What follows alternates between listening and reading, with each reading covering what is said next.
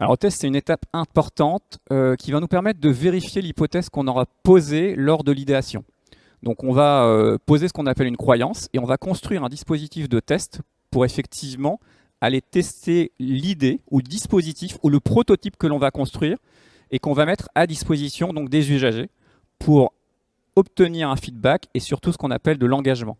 L'engagement, c'est un effort qu'on va demander à l'usager suite à la présentation de l'idée et du prototype qui va nous permettre de valider ou pas l'hypothèse qu'on a posée. Parce que les clients sont bienveillants, tous les feedbacks que l'on reçoit des usagers sont plutôt positifs, donc ce n'est pas suffisant pour valider l'idée.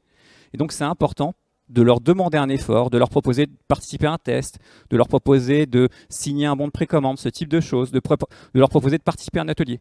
Si l'usager fait un effort par rapport à l'idée qu'on lui a proposée, eh bien ça veut dire que l'idée et l'hypothèse qu'on a posée au départ est confirmée et donc que je peux avancer.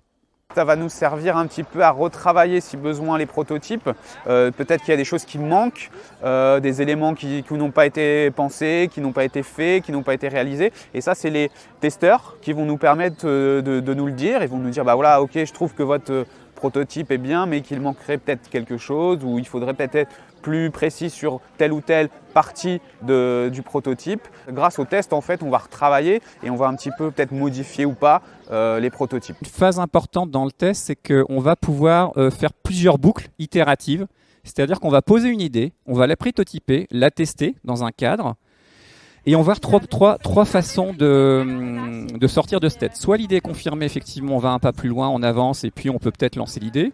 Soit l'idée est infirmée, les usagers n'en veulent pas, et donc à ce moment-là, on l'archive parce que peut-être qu'on est arrivé trop tôt.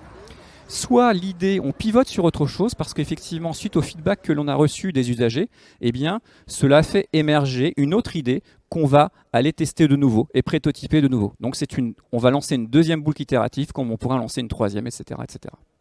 C'est un petit peu frustrant pour nous, je trouve, parce qu'il y a beaucoup de défis. On a envie d'aller à tous les prototypes, de voir tout. Et on est limité à 5. Donc voilà, il y a un petit côté frustrant, mais il y a des super choses. On sent que pendant 3 jours, les gens, ils ont bien bossé.